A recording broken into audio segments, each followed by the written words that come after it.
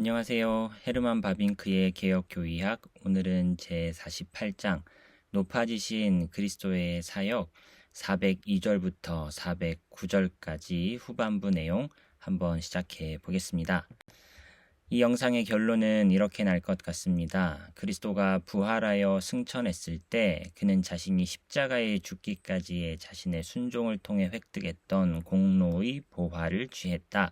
이 유익들은 그리스도의 인격과 분리될 수 없고 다만 그리스도의 인격 안에 포함되며 구원 전체에 못지않은 것을 포함한다.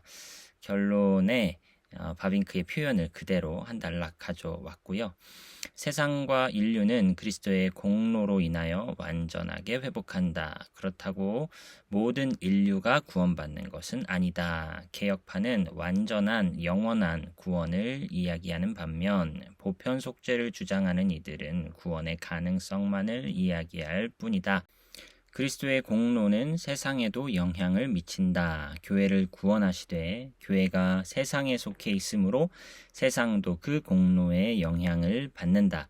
특별은총은 일반은총을 전제로 한다. 특별은총의 역사는 일반은총에도 영향을 미치게 된다. 하나님께서는 그리스도로 말미암아 모든 피조계를 회복하신다. 그리스도는 자신의 비하를 통해 승귀하셨다. 승귀하시어 얻으신 권세로 만물을 회복시키신다. 그리스도는 승귀하시어 여전히 선지자, 제사장, 왕의 역할을 담당하시며 교회를 충만케 하신다. 이렇게 결론을 내려 보았습니다. 본론 시작해 보겠습니다. 402절입니다. 그리스도가 지상에 내려왔을 때 그는 부유하지만 가난하게 되었다.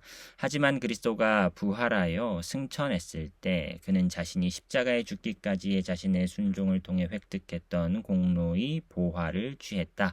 이 유익들은 그리스도의 인격과 분리될 수 없고 다만 그리스도의 인격 안에 포함되며 구원 전체에 못지않은 것을 포함한다. 구원은 죽음, 멸망, 진노와 반대되고 영원까지 지속된다. 그러므로 구원은 많은 특별한 유익들을 포함하는데 그 유익들 모두는 또한 성경에서 따로 언급된다. 이 유익들 가운데 제일 위에 있는 것은 화목이다. 그리스도의 희생제사는 성경에 의하면 하나님에게도 유효한 객관적인 의미를 지닌다.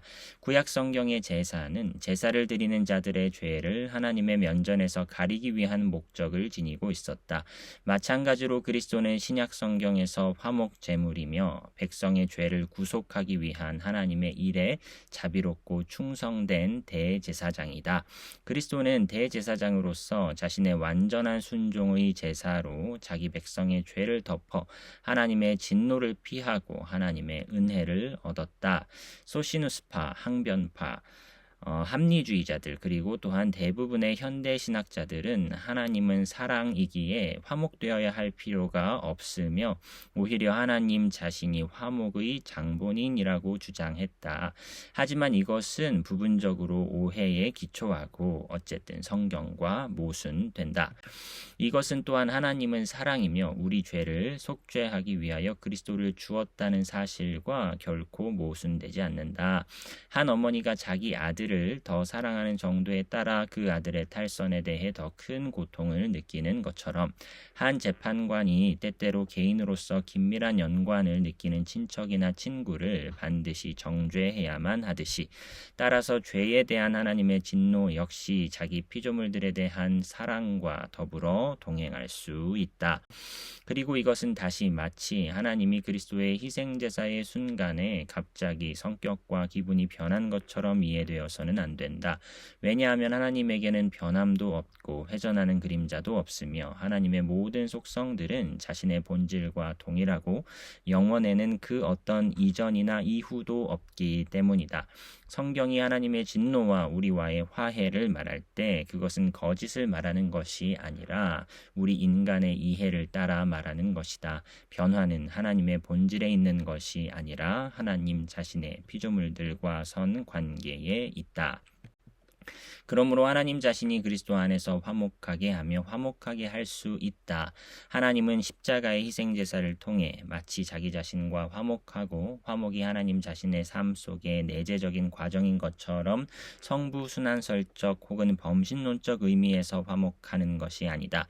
왜냐하면 그리스도는 아버지와 다른 존재이며 심지어 그는 단지 하나님의 아들일 뿐만 아니라 또한 사람의 아들, 인류의 머리이자 대표자이며 따라서 하나님에게 우리 영혼의 구속을 위해 대속물을 바칠 수 있었기 때문이다. 그렇기 때문에 또한 하나님이 이 대속물을 그리스도 안에 확정하여 제공했으며 그런 범위에서 또한 그리스도 안에 그 대속물을 자신에게 바쳤다고 말할 수도 있다. 그와 정반대로 하나님은 그리스도의 인격과 사역 안에서 하나님으로 계시면서 자신의 의와 사랑의 속성들을 계시했다. 그리스도가 참된 하나님이며 본질상 아버지와 동일하기 때문에 하나님 자신이 십자가를 통해 만물과 화목했다고 말할 수 있다. 하지만 그리스도가 인격에 있어서 아버지와 구분되고 게다가 사람의 아들이었기 때문에 아버지는 화목에서 멀리 계신 분이며 아들이 화목의 참된 주체다. 화목하다에서 하나님은 친히 주체로서 활동하고 그리스도를 화목제물로 줌으로써 자신과 세상 사이의 평화의 관계를 수립한다라고도 말할 수 있습니다. 하나님은 더 이상 진노하지 않는다. 하나님은 우리의 적으로 만들었던 것, 즉 죄는 그리스도의 희생 제사를 통해 덮어졌다. 그러므로 화목은 속죄를 통해 화목에 이르게 되었다. 이 화목은 복음의 내용이다. 모든 것이 완수되었고 하나님이 화목되었으며 우리 편에서 더 이상 할 것이 없다. 사람들이 마치 하나님과 함께 그리고 하나님과 나란히 화목의 주체인 것처럼 하나님과 화목하는 것이 아니라 하나님은 세상의 도움 없이 세상과 상관없이 세상이 화목의 최소한의 기여도 할 필요 없이 세상을 자신에게 화목시킨다. 사람들은 단지 화목을 선물로 받을 뿐이며 그들은 화목을 믿음을 통해 취한다. 하지만 그리스도를 통해 얻은 화목의 이 하나의 유익에서 온갖 유익들이 흘러나온다. 이것은 그렇게 될 수밖에 없다. 만일 하나님과 세상 사이의 관계가 올바르다면 때가 되면 모든 것이 질서가 잡힐 것인데 즉 하늘과 땅, 천사들과 사람들 사이의 관계도 그리고 죄, 죽음, 세상, 사탄 등에 대한 사람들의 관계도 질서 있게 될 것이다. 정의의 영역에서 사건은 종결되었다. 하나님이 옳으며 따라서 하나님의 정당성은 조만간 어디서나 모든 영역에서 그리고 모든 피조물들에 대해서 입증될 것이다. 정의는 하나님 편에 있고 장차 언젠가 모든 사람에 의해 원하든 원하지 않든 인정될 것이다. 그러므로 화목 안에 세상에 대한 그리스도 안에서의 하나님과의 평화의 관계 안에 다른 모든 유익들이 포함되어 있다. 그리스도의 희생제사의 열매는 어떤 한 영역에 제한되지 않는다. 그것은 오늘날 많은 학자들이 생각하듯이 종교적, 윤리적 삶, 마음, 내실, 교회에 제한되지 않고 온 세상으로 된다. 왜냐하면 죄가 아무리 강력하다 할지라도 은혜의 선물은 범죄와 같지 않기 때문이다. 하나님의 은혜와 은혜로 말미암은 선물은 차고 넘친다. 그리스도 안에 있는 하나님의 화목으로부터 우리에게 다가오는 유익들은 언급하기에 너무도 많다. 이 유익들은 다음과 같이 분류될 수 있다. 법적인 것, 신비적인 것, 그리스도와 함께 십자가에 못 박히고 장사되고 부활하여 하늘에 앉게 된다. 윤리적인 것, 즉 몸과 혼과 영을 따라 거듭남, 살리심, 거룩함, 씻음, 깨끗하게 함, 뿌림. 도덕적인 것, 우리에게 자신의 모범을 남긴 그리스도를 본받음. 경륜적인 것, 즉 구약 언약의 성취, 새 언약의 취임. 물리적인 것, 즉 세상, 죽음, 지옥, 그리고 사탄에 대한 승리 등 많은 유익을 언급할 수 있다는 것이죠. 한마디로 재창조 전체, 죄로 말미암아 허물을 짊어진 부패하고 깨어진 세상과 인류의 완전한 회복은 그리스도의 사역의 열매다. 객관적으로 원리적으로 정의의 영역에서 그리스도는 자신의 십자가를 통해 이 재창조를 성취했다. 이때 하나님과 세상 사이에 화목이 수립되었다. 그러므로 그리스도는 때가 되면 모든 것이 정해진 질서를 따르기 때문에 언젠가 교회를 티나 주름 잡힌 것이 없이 아버지께 내세우고 그 나라를 하나님께 건네주고 하나님은 만유가 될 것이다. 403절입니다. 신학에서 이러한 그리스도의 풍성한 유익들은 지속적으로 인정되었다. 알렉산드리아의 클레멘스는 그리스도로 말미암아 땅이 광활한 선의 바다가 되었다고 말했다. 신학자들은 그리스도를 보증인, 중보자, 구속자, 화해자, 해방자, 통치자, 구원자, 의사, 주님, 목자, 왕 등으로 칭했고 그리스도가 성취한 사역을 신격화, 신성화, 소생, 구원, 해방, 구속, 회복, 정화, 중생, 부활 등으로 묘사했고 때때로 이 모든 유익들을 또한 어느 정도 분류하려고 시도했다.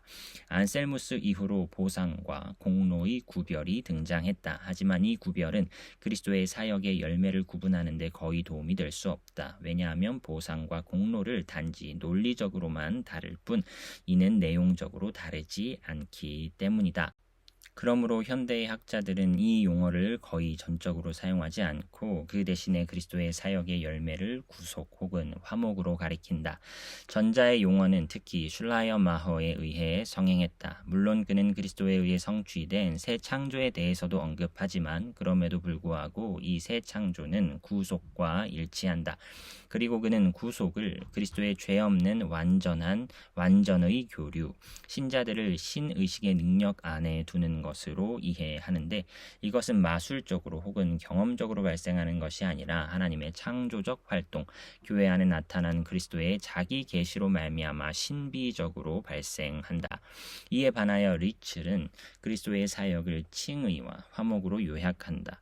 그리스도의 삶의 열매는 진노한 재판장에서 의로운 아버지로 바뀐 하나님의 심경 변화, 실제적인 구속, 죽음으로부터의 해방이 아니며 또한 신비적으로 그리스도와 함께 죽고 부활하는 것도 아니다. 왜냐하면 로마서 6장은 매우 상징적이어서 교리에 대한 자료를 제공하지 않기 때문이다. 하지만 그리스도는 자신의 인격과 삶 전체를 통해 하나님은 사랑이라고 우리에게 확증하고 보증한다. 그리스도는 우리의 죄에도 불구하고 우리로 하여금 하나님과 교제하도록 허용한다라고 리첼은 주장했다는 것이죠. 그리스도가 우리에게 제공하는 칭의는 허물과 형벌의 면제, 그리스도의 의의 전가가 아니라 죄의식의 제거이며 이로 말미암아 우리와 하나님 사이의 분리를 제거하며 죄가 하나님과의 교제를 방해한다는 생각을 제거하는 것이다. 이러한 칭의의 결과와 효과는 화목이다. 화목은 사실상 교회의 소유인 칭의를 신앙으로 수용하는 자는 이제 또한 주관적으로 하나님과 새로운 관계를 맺는 것으로 이는 자기 편에서 적대감을 내려놓고 하나님과 평화의 관계를 맺는 것이다. 화목은 우리 안에 있는 윤리적 변화다라고 리첼은 주장했다는 것이죠. 슐라이어마허와 리첼 사이에 커다란 차이가 있다. 전자에게 있어서 그리스도의 인격이 전면에 부각되는 반면 후자에게 있어서는 그리스도의 사역이 전면에 부각된다. 전자의 경우 인간의 주관적 변화가 신비적 길을 따라 생명의 교류를 통해 발생되는 반면 후자의 경우 윤리적 길을 따라 가르침과 본을 통해 발생된다. 슐라이어마허에게 있어서 첫 번째 유익은 구속, 그리스도의 죄 없는 완전의 교류인 반면 리첼에게 있어서는 1차적으로 교회의 소유인 객관적이고 종합적인 칭의다. 하지만 이러한 차이에도 불구하고 유사점은 더욱 많다. 이 두 학자에게 있어서 그리스도는 하나님과 특별한 교제를 지닌 죄 없는 인간이다. 둘 다 그리스도의 수동적 순종의 사역을 부정한다. 그리스도의 고난과 죽음은 단지 그가 끝까지 견지했던 하나님께 대한 충성의 필연적 결과였을 뿐이다. 이 두 학자의 경우 그리스도의 사역과 신자들과 교회 내의 그 사역의 열매들 사이의 연관은 여전히 분명하지 않다. 둘 다 구속과 화목의 무게중심을 그리스도의 객관적 사역에서 신자들의 주관적 변화로 옮겨 놓는다. 그리고 심지어 비록 리첼이 교회의 객관적인 유익으로서 그리고 종합적인 평가로서의 칭의를 신앙에 앞세우는 것처럼 비칠지라도 사실상 그에게도 칭의는 교회 전체가 아니라 각 개인의 주관적인 화목에 의존하게 된다. 그러나 무엇보다도 이 두 학자는 그리스도의 삶의 고난의 효과를 그리스도의 삶과 고난의 효과를 종교적이고 윤리적인 영역으로 제한한다는 점에서 일치한다. 심지어 이러한 제한에도 불구하고 둘 중 누구도 어떻게 그리스도의 인격과 사역이 종교적이고 윤리적인 영역에서 이러한 변화를 초래할 수 있는지 분명하게 밝히지 못한다는 것이 사실이다. 하지만 다른 한편으로 만일 그리스도의 사역의 열매가 이 영역에 제한된다면 그의 사역과 인격 역시 슐라이어마허와 리첼이 이해한 것처럼 이해된다는 사실은 어느 정도 납득될 수 있다. 왜냐하면 슐라이어마허가 말한 것은 사실이기 때문이다. 구세주의 독특한 행위와 유일한 위험은 서로를 돌이켜 가리키고 신자들의 자의식 가운데 뗄 수 없이 밀접하게 결합된 하나다. 이러한 견해에 있어서 수동적 순종이 부정되고 그리스도의 신적 존재는 단지 자기 안에 있는 하나님의 한 존재일 뿐이며 부활, 승천 등은 불필요한 것이라는 사실이 이해될 수 있다. 그래서 그리스도의 인격과 사역의 범신론적이면서 신비적인 혹은 이신론적이면서 윤리적인 효과는 구원에 충분하다라고 말하는 것이죠. 하지만 이것은 진실로 성경의 가르침과 일치하지 않는다. 이것은 그리스도의 인격을 부정하는 것이며 그의 사역을 축소한 것이다. 그리스도는 단지 신적 영감을 받은 것이 아니라 하나님의 영원한 독생자, 하나님의 영광의 광채이며 하나님의 본체의 형상이며 영원히 찬양받을 하나님 자신이다. 그리스도의 삶과 죽음의 열매는 단지 그가 세상에 끼친 어떤 마술적인 혹은 도덕적인 영향이 아니라 만유의 회복에 못지 아니하고 하늘에 있는 것이나 땅에 있는 것이 다 그리스도 안에서 통일되게 하려는 것이다. 이 재창조의 사역은 그리스도의 완전한 희생의 그 원리와 기원을 두거나 또는 오히려 하나님이 그리스도 안에서 자신과 세상 사이에 초래했던 화목에 있다. 하나님은 자신의 뛰어난 권능으로 승리하기를 원하지 않는다. 온 세상을 자신의 진노로 파멸시키고 다른 세상과 인류를 창조하는 것이 하나님에게 쉬웠을 것이다. 하지만 하나님은 정의로 높임을 받고 공의로 자신을 거룩하게 한다. 죄는 물리적인 힘이 아니라 윤리적인 힘이다. 사탄의 세상에 대한 사악한 권세는 죄 가운데 있고 죄의 권능은 율법 가운데 있다. 그래서 하나님은 이 권세를 도덕적인 방법으로 정의와 의의 길로 승리하기를 기뻐했다. 하나님은 폭력이나 힘이 아니라 율법의 채무 증서를 없이 한 십자가를 통해 정사들과 권세들을 정복했고 그들의 무장을 해제하여 공개적으로 그들의 수치를 드러냈다. 그러므로 이제 하나님이 정의의 길로 죄와 그 모든 권세를 정복했으므로 하나님은 심지어 자기 대적자들의 재판관으로서 마음대로 경건하지 않은 자를 의롭다고 한다. 따라서 아무도 하나님의 택한 자들을 송사할 수 없다. 하나님은 의롭게 하는 분이며 예수를 믿는 자들을 의롭다 함으로 자신이 친히 의로운 분임을 드러낸다. 하나님이 이것을 할 수 있는 것은 자신의 의 때문이며 진실로 자신의 의를 자랑하기 위함이며 그리스도가 죽었다가 다시 살아났기 때문이다.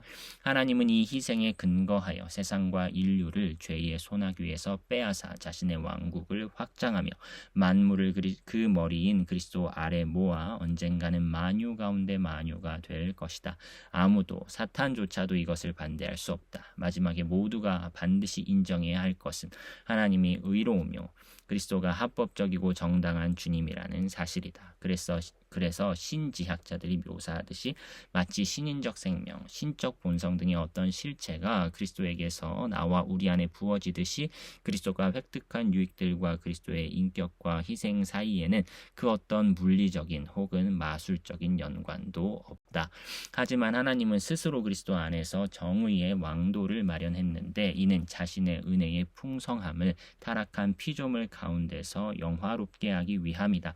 세상과 상관없이 자기 자신에 의해 수립된 객관적인 화목으로부터 위에 언급된 모든 유익들, 즉 칭의, 성화, 완전한 구속, 재창조 전체가 그리스도를 위하여 인류에게 흐른다.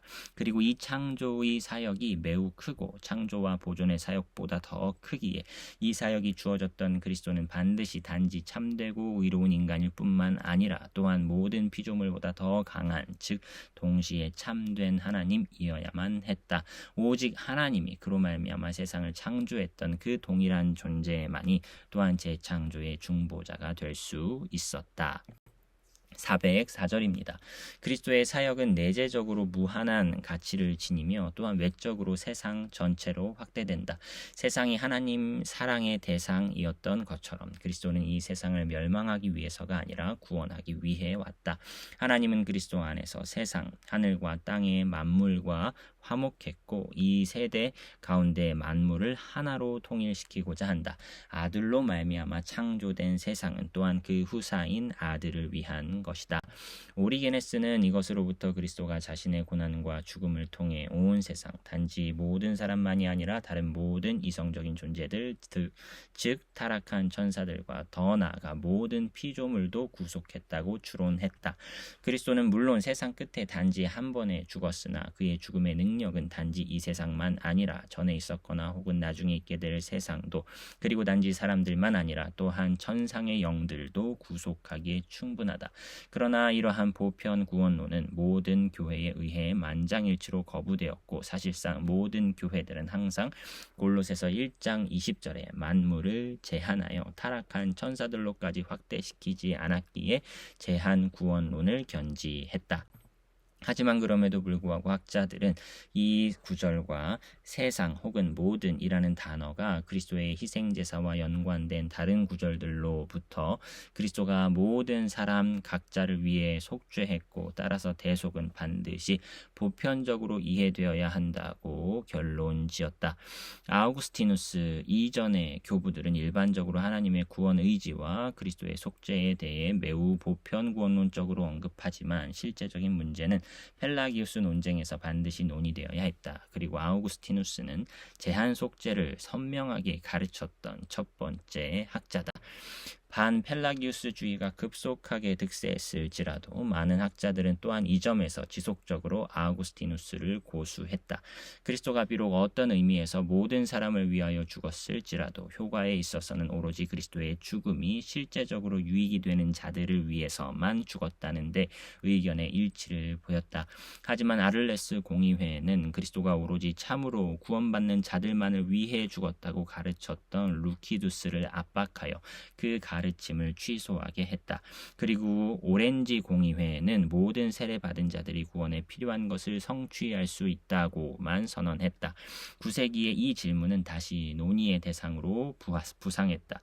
고트샬크는 그리스도가 세례의 성사로 유기자들을 씻었다고 할지라도 그가 그들을 위해 십자가를 졌거나 죽음을 당했거나 피를 흘렸던 것은 아니라고 가르쳤다. 스콜라주의 역시 대부분 아우구스티누스를 여전히 충실하게 따랐다. 디모데전서 2장 6절은 마치 일어나지 않을 것을 하나님이 원했던 것처럼, 마치 사실상 구원받지 못할 자들이 구원받기를 바랬던 것처럼 이해되어서는 안 된다.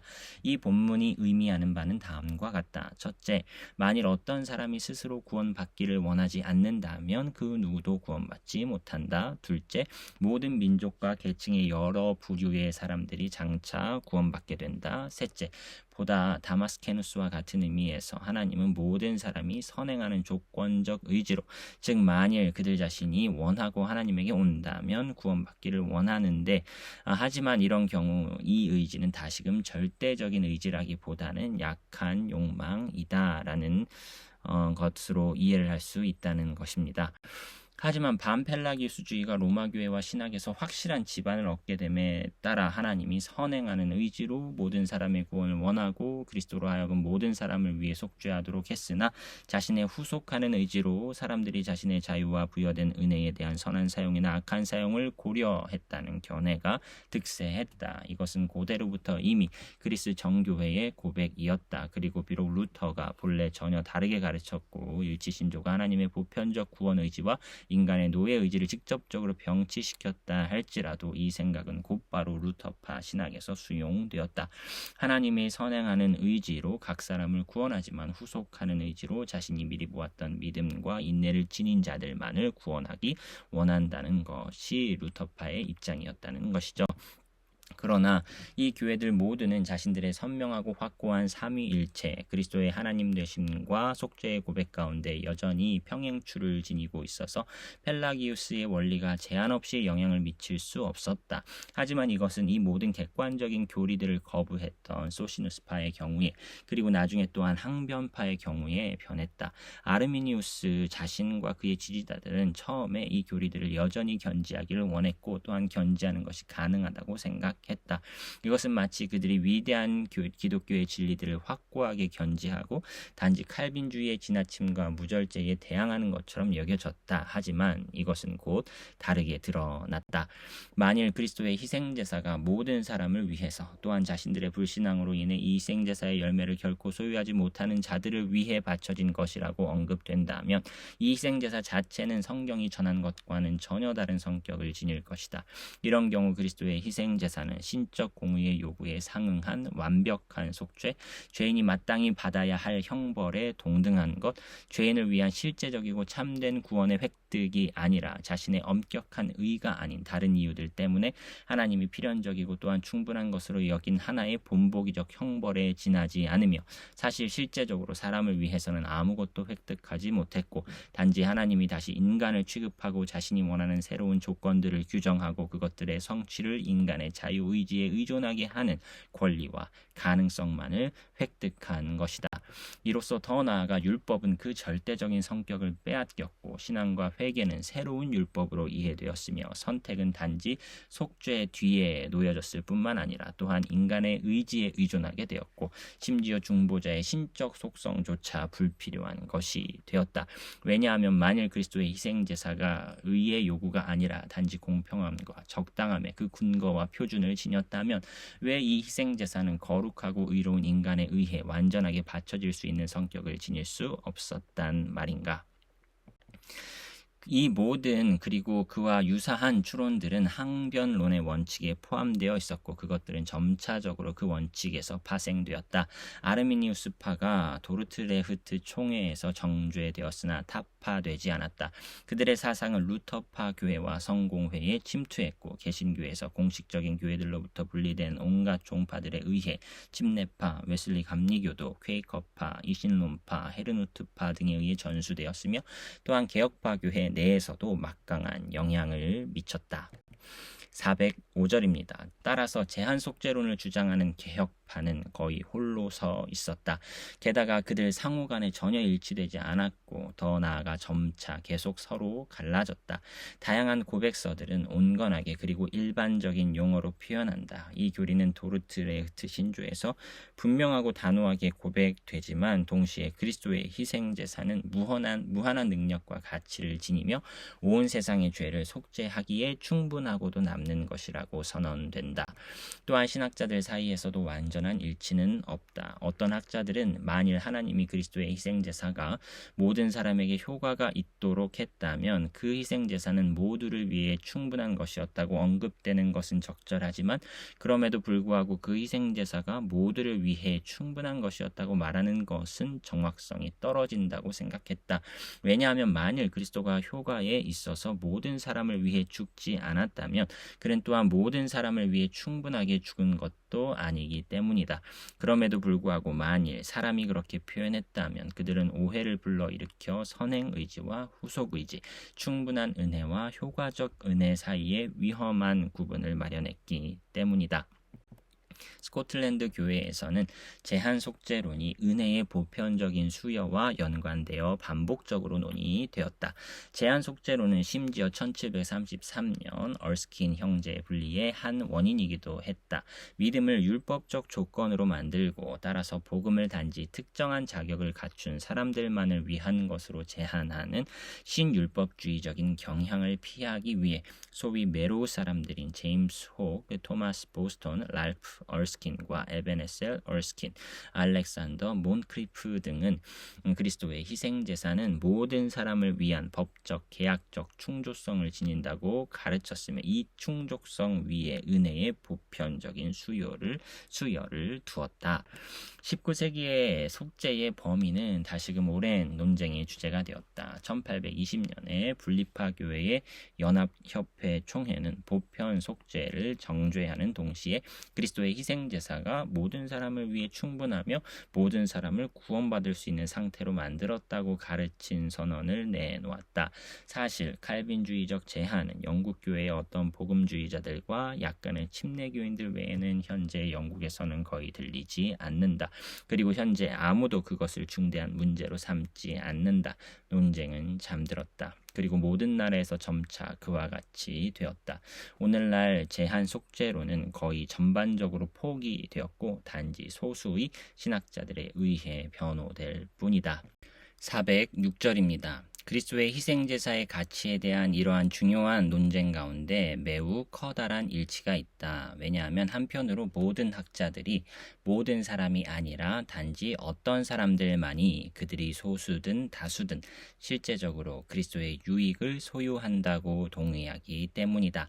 다른 한편 모든 학자들은 그리스도의 희생제사 그 자체가 단지 어떤 사람들만 아니라 모든 사람으로 하여금 죄 용서와 영생을 얻기에 완전히 충분하다고 인정하기 때문이다.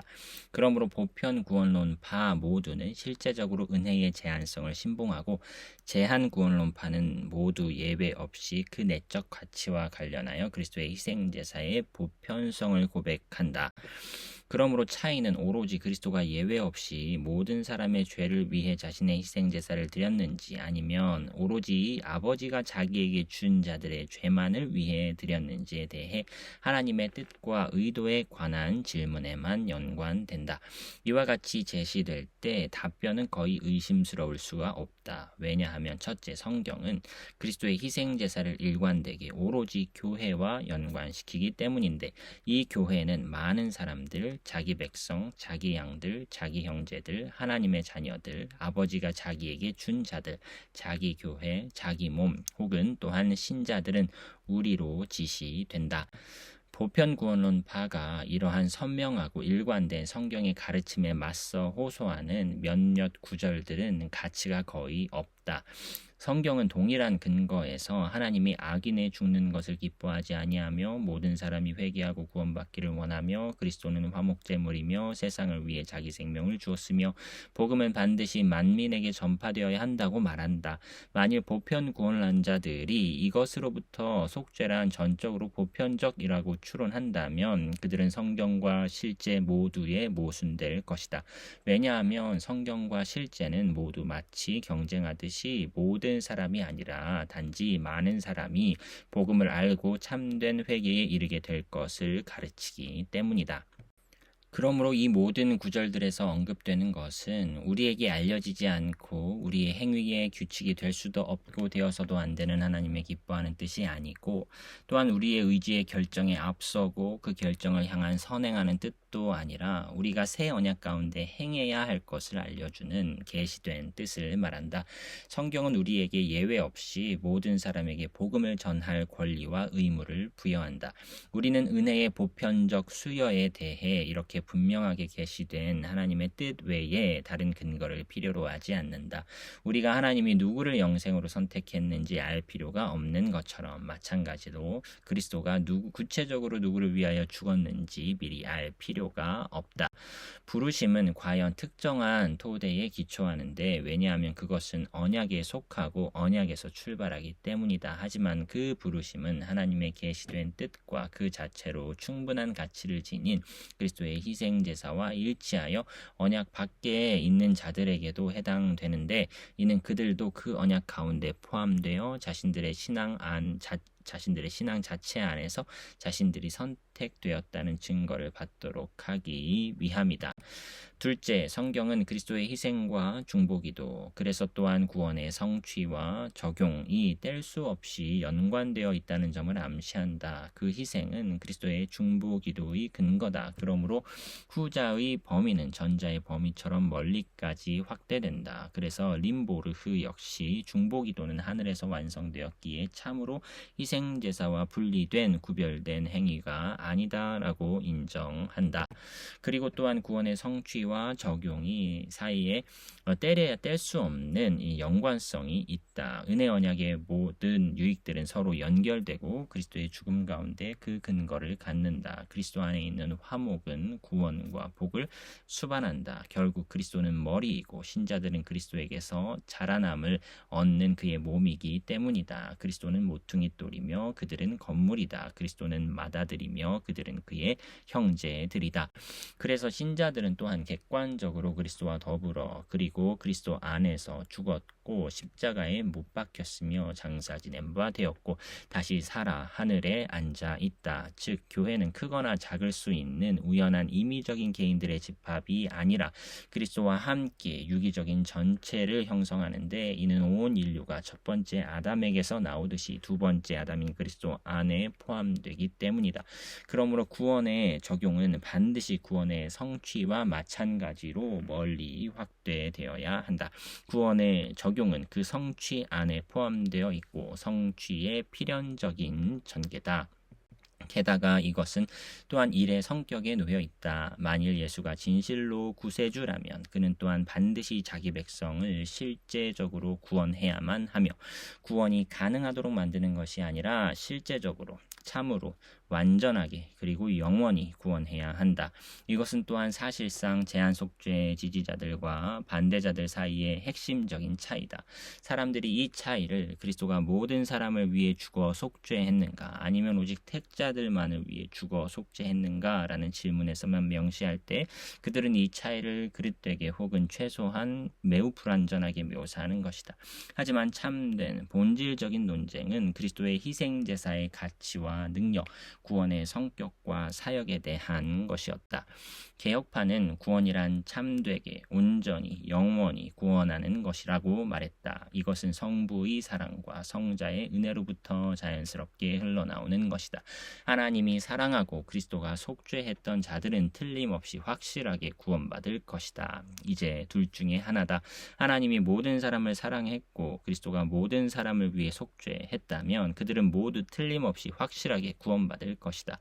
또는 성경과 경험이 명백하게 보여주듯이 그들 모두가 틀림없이 확실하게 구원받지 못한다면 우리는 하나님이 모든 사람을 사랑했다고 말할 수 없고 말해서도 안 되며 최소한 하나님은 택자들을 구원하는 특별한 사랑으로 모든 사람을 사랑했던 것이 아니라고 해야 한다는 것입니다.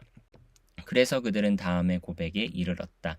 자기 아들의 값비싼 죽음에 소생시키고 구원하는 능력이 모든 택자들에게 미치어 오직 택자들에게만 의롭게 하는 믿음의 은사를 부여하고 이 믿음을 통해 그들이 틀림없이 구원에 이르도록 하는 것이 하나님의 성부 하나님의 전적으로 자유로운 작정, 은혜로운 뜻과 목표였다.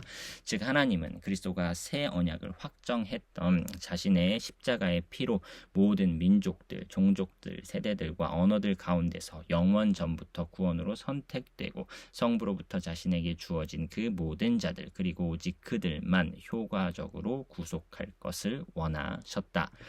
그러므로 개혁파는 보편구원론파에 강력하게 대항했는데 이는 1차적으로 보편구원론파가 속죄를 모든 사람에게 적용했기 때문이 아니라 무엇보다도 그들이 그렇게 말함으로써 구원 사역을 전혀 다르게 이해했고 예수의 이름을 부당하게 취급했기 때문이다.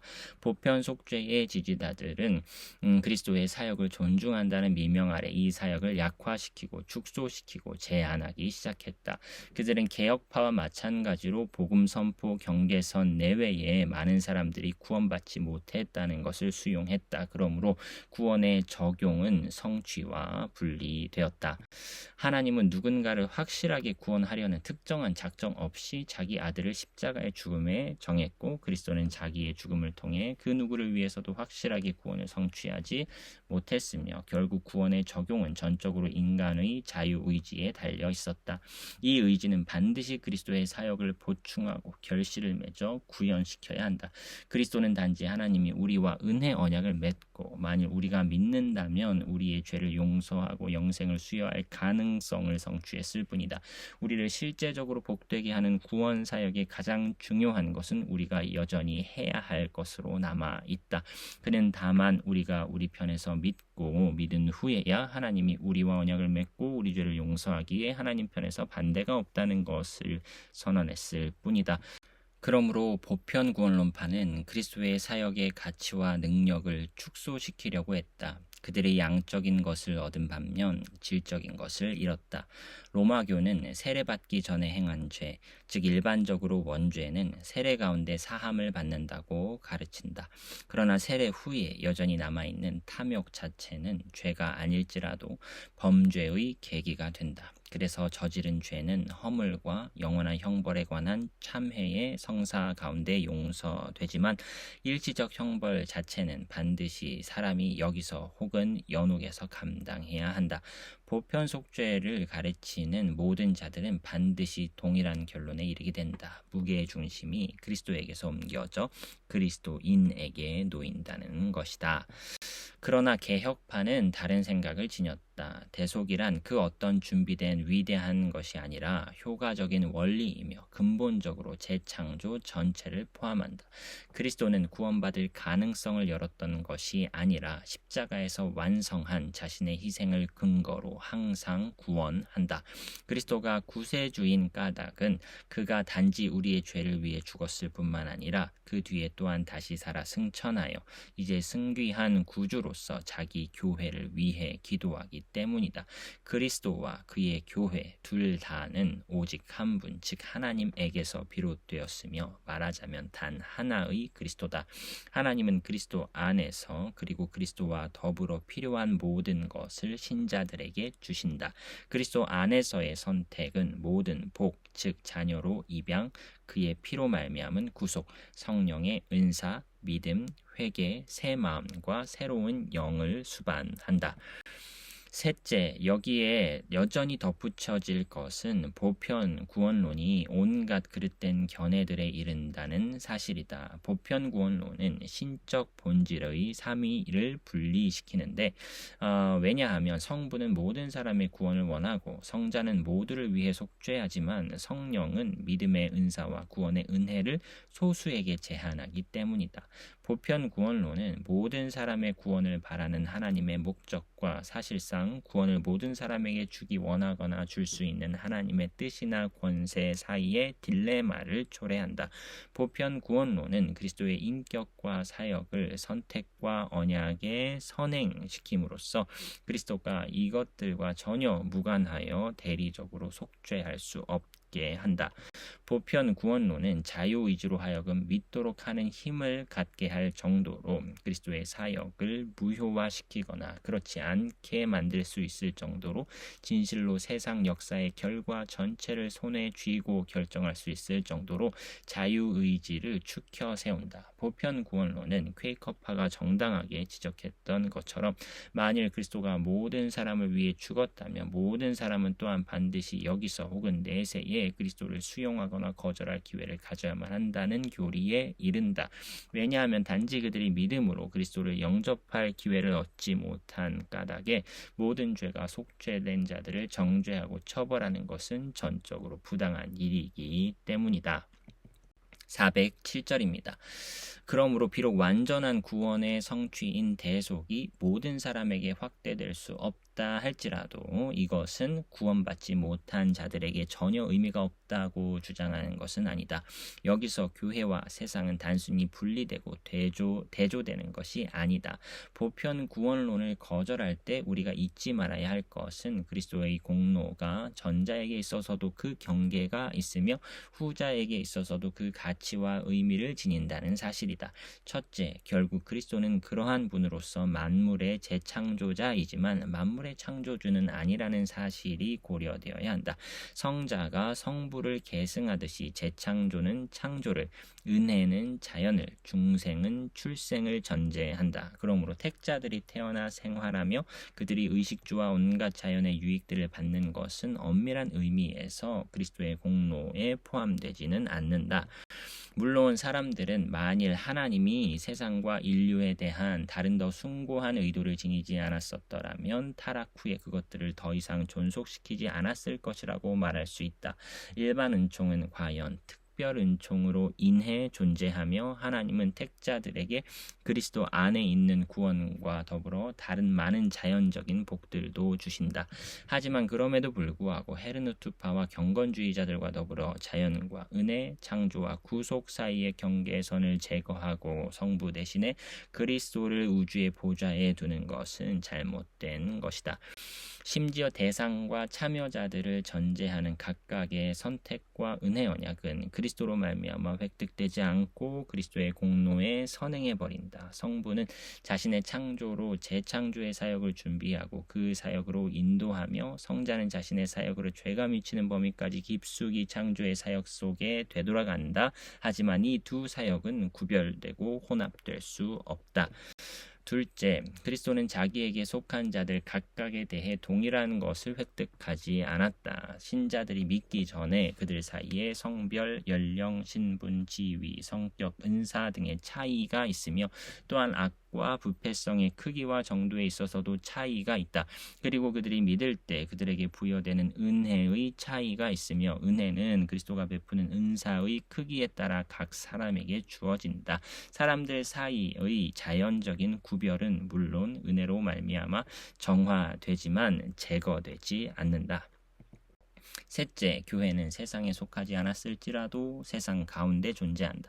교회는 이 세상 한가운데 살고 활동하며 온갖 방식으로 세상과 연관된다. 신자들은 인류 가운데서 부름을 받았으며 그 반대로 알곡 가운데 많은 겨가 있으며 포도나무에 열매를 맺지 못하여 제거되어야 할 줄기들이 있다. 그러므로 그리스도가 자기 백성의 자리에 서게 되었을 때 그는 모든 사람이 소유한 살과 피를 취해야만 했다. 그리스도는 성육신을 통해 온 인류를 존중했고 육체를 따라 모든 사람의 형제다. 그리스도는 모든 사람의 머리가 아니며 모든 사람의 선지자와 제사장과 왕이 아니다. 왜냐하면 그리스도는 교회의 머리이며 시온의 왕으로 기름 부음을 받았기 때문이다. 하지만 모든 사람은 그리스도에게 감사할 것이 많다. 빛이 어둠에 비치고 세상에 오는 각 사람에게 밝게 비춘다. 비록 세상이 그리스도를 알지 못했다 할지라도 세상은 그리스도로 말미암아 지어졌고 그렇게 존속한다. 넷째, 그리스도의 사역은 이성 없는 피조물들에게까지 확대된다. 만일 그리스도가 죄로 삼은 바 되고 세상에 죄를 짊어졌다면 그는 또한 죄와 그 모든 결과들을 파기했다. 피조물의 썩어짐의 종노릇에서의 해방, 피조물의 영광, 하늘과 땅의 갱신은 그리스도의 십자가의 열매다. 다섯째, 하늘의 천사들도 그리스도의 사역의 이득과 유익을 갖는다. 분명하게 기록되어 있는 바 하나님은 만물, 즉 단지 사람들이나 천사들만 아니라 일반적으로 모든 피조된 것들, 피조계 전체, 세상, 우주, 더 자세하게 묘사된 땅 위에 있는 것이나 하늘에 있는 모든 것을 화목하게 했고 하나님이 그리스도를 통하여 이 피조계 전체를 화목하게 하되 그들 사이의 화목이 아니라 자신과 화목하게 했으며 자신을 위해 그리스도 안에 다시 모으고 통일되게 한다. 그리스도는 자신의 십자가를 통해 하늘과 땅에 있는 피조계의 유기체를 회복하고 또한 이 둘 모두를 다시 연계시킨다.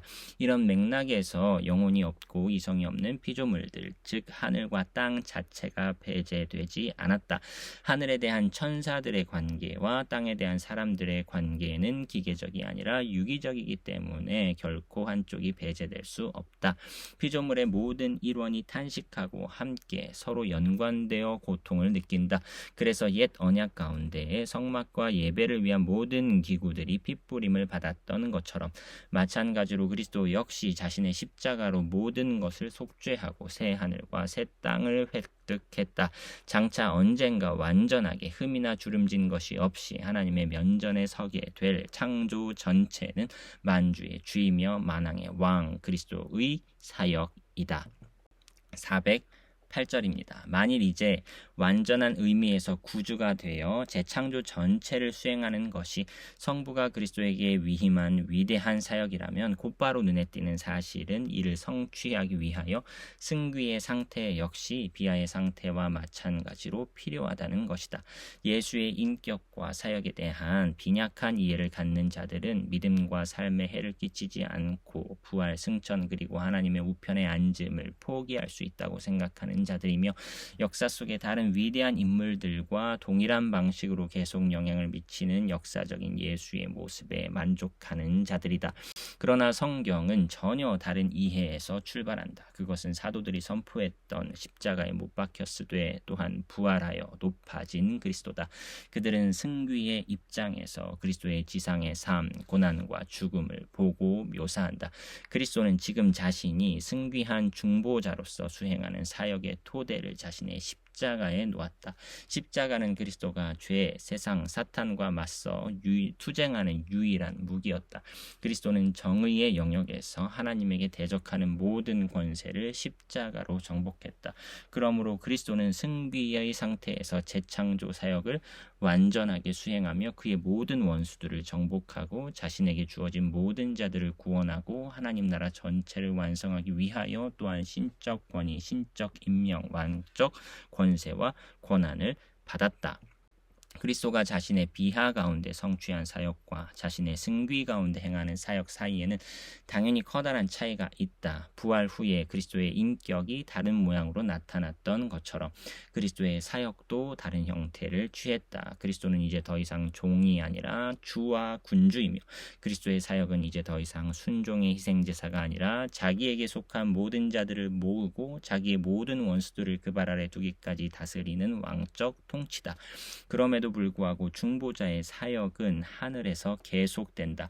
그리스도는 자기 아버지 우편에서 조용히 하는 일 없이 편히 쉬기 위해 승천한 것이 아니다. 왜냐하면 그리스도는 아버지와 마찬가지로 항상 일하기 때문이다.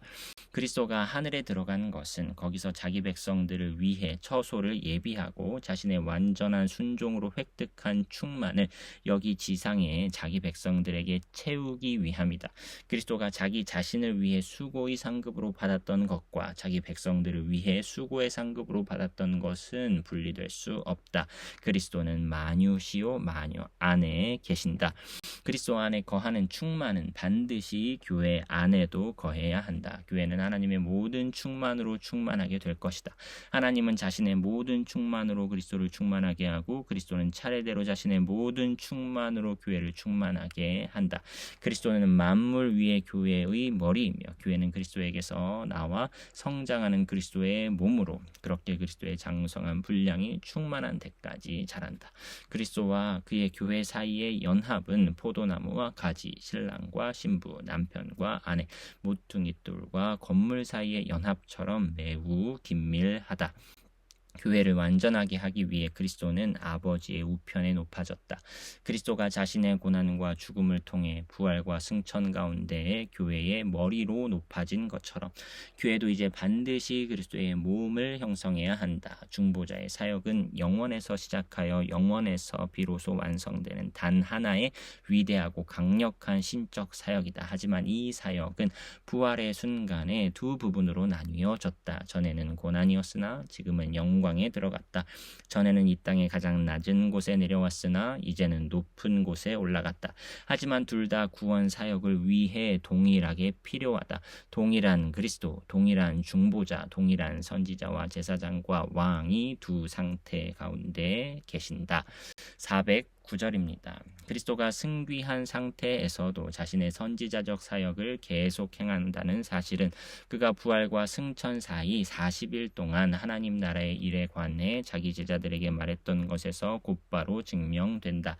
더 나아가 그리스도는 자기 제자들에게 주어졌던 약속을 성취했는데 그 약속은 그들이 성령을 받을 것이며 성령이 그들에게 모든 것을 가르치고 그들을 모든 진리 가운데 인도한다는 것이다.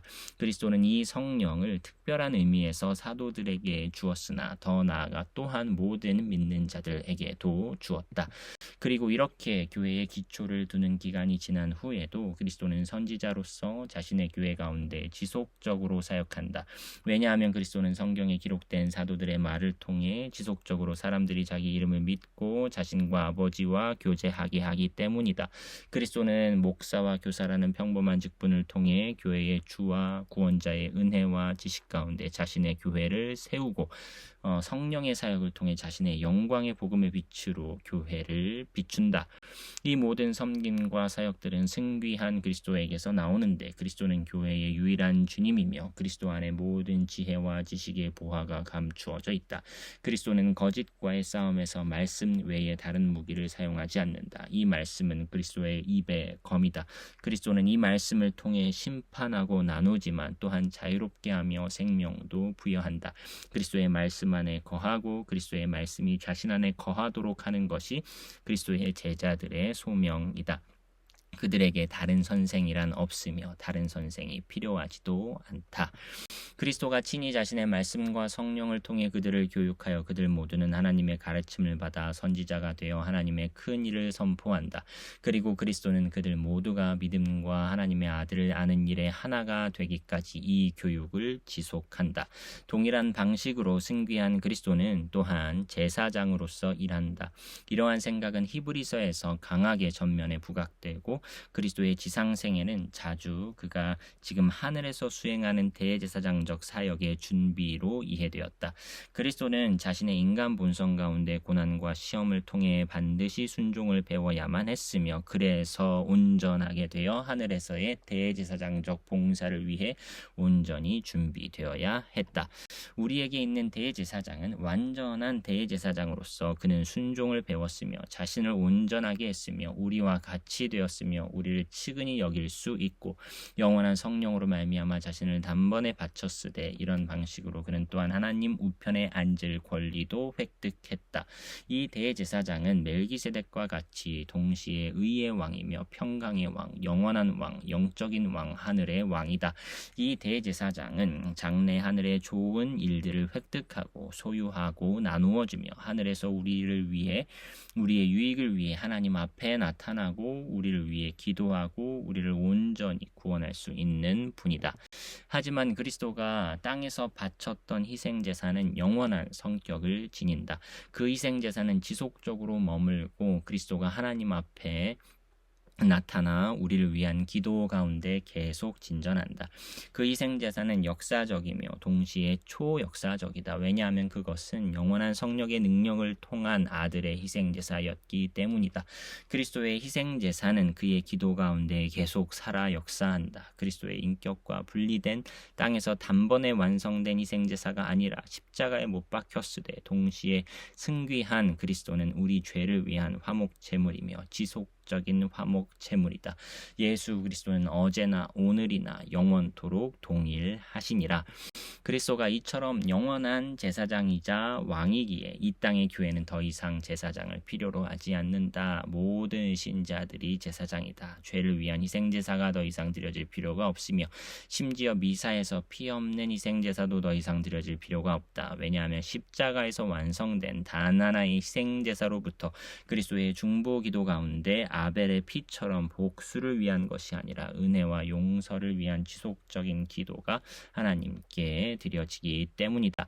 이런 식으로 그리스도는 또한 우리의 영원한 왕이며 계속 왕으로 머문다. 비록 영원 전부터 또한 이 직분으로 기름 부음을 받았을지라도 그리스도는 자신의 인간 본성에 따라 비로소 자신의 승비에서야 왕으로서 등장했다. 그때 그리스도는 주라는 칭호를 받았으며 하나님의 아들로 세움을 받았고 하늘과 땅의 모든 권세를 받았다.